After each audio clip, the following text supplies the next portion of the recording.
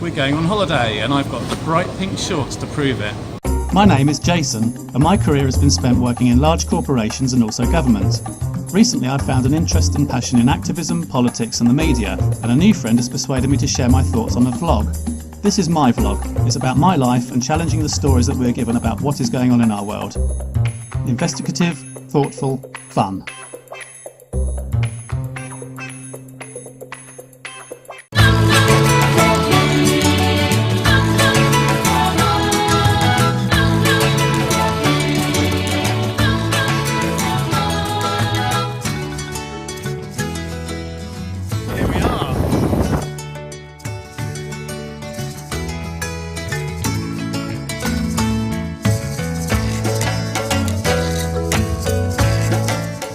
Hello and welcome to Boa Vista, one of the Cape Verde Islands. Normally when we go on holiday we spend time with family and friends, which is always really good, but in all the time we've been together we've never actually been away for any length of time, so we've come away for a couple of weeks to find out whether we actually get on or not. The communication links here aren't the best. We've got flaky Wi-Fi and a telecoms mast disguised as a palm tree, and obviously the normal telly in the room. So I'm not going to be able to keep up to date on current news, and instead I'm going to look back at some articles that have interested me over the last few months.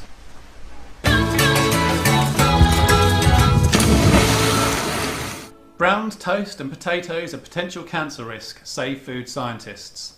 This article took my interest before I came on holiday, mainly because it's associated with things that could affect our health, and in this case it's got a focus on cancer. So what's it about? Basically, the Food Standards Agency, also known as the FSA, which is a government department, have launched a new campaign to raise awareness about acrylamide, which is produced when browning starchy foods. It can be found in high levels in cooking over 120 degrees, and products affected include crisps, bread, breakfast cereals, biscuits, crackers, cakes and coffee through the roasting of the beans process. The FSA point out that the link has been proven on animals, and Cancer Research UK point out that the link hasn't yet been proven in humans. As we know, pharmaceutical companies do a lot of testing, especially of new products and drugs, on animals. Once a certain level of proof has been gathered from animals or testing has been completed on animals and they're confident they can go on to human trials. So we know that animal testing gives a level of certainty about the outcomes of things in humans. The article goes on to provide a link to the FSA's campaign so that you can have a look at that, and then they reference a paper written by a Cambridge University professor which provides an opposing view to the FSA stance. Finally, the article goes on to consult Cancer Research UK and they say, follow a normal, healthy, balanced diet and consider your smoking, obesity and alcohol. So what have the BBC done here with this article? They've taken a warning from the FSA, which is reaching out to the public to tell them about a risk. They've opposed that view with what a Cambridge University professor says about the matter, and they've introduced Cancer Research UK's view, which is worry about everything else. So to me that's presenting a problem, opposing the problem and then muddying the water instead of focusing on the issue. So it kind of rings alarm bells in the back of my mind and I'd like to know a little bit more. So we'll come back to this later on after some research. From the moment we arrived on our holiday, things started to stick out which made me want to question a bit more about the background of where we were coming to and how corporates from Western countries were interacting and contributing here. The first thing that happened was on our arrival at the hotel we were asked to pay an extra €2 per person per night local government tax. Now I've got absolutely no objection to contributing locally and our expectations had been set when we booked the holiday, but I had to question why are we having to do this? Is the hotel not making proper contributions locally as it should? The second thing that stuck out was when we went on a reps meeting and we were told that Thomson would contribute a percentage of the fees that we paid for excursions to local charities. And they made a comment about bringing a third world country into the second world, which I had to start to question. So for that reason I thought it would be good to do a little bit more digging. So first of all, a little bit of information about Cape Verde. Basically it's a country that's made up of 10 islands with a population of about 500,000 people and rising. We're staying on Boa Vista, which has a population of about 10,000 people. There are quite a few different exports from the island, but the growing item is tourism, so obviously trying to attract people to come in here and companies to invest. If you're interested in finances, then get ready to pause your video because I'm going to put some information here now.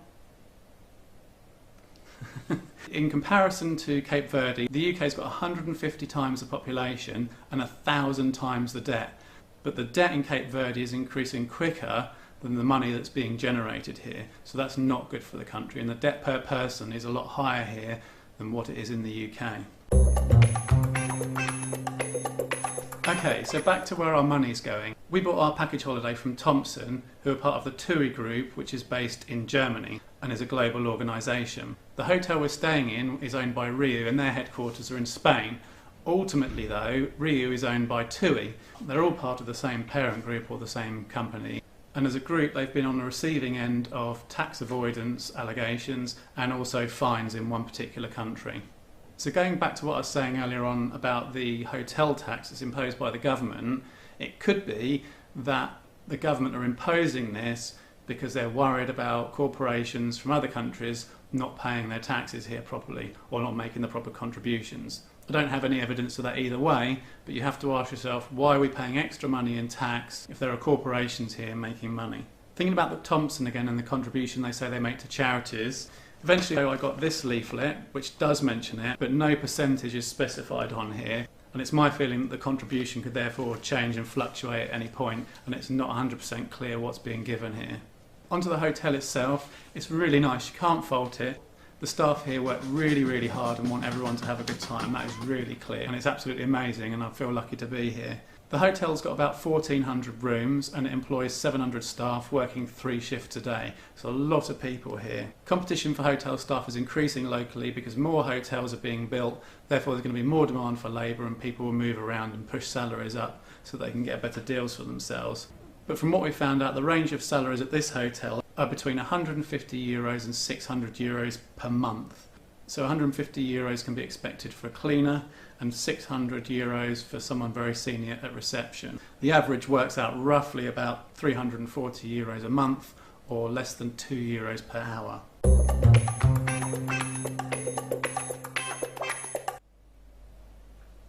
So I said the Wi-Fi in the hotel was flaky. But today high winds knocked our communications dish out of alignment and we've not had Wi-Fi since. I can't sleep. I've got a horrendous rash up my arm and I'm breaking out into a cold sweat. I said I'm breaking out into a cold sweat. I don't know how we're going to survive.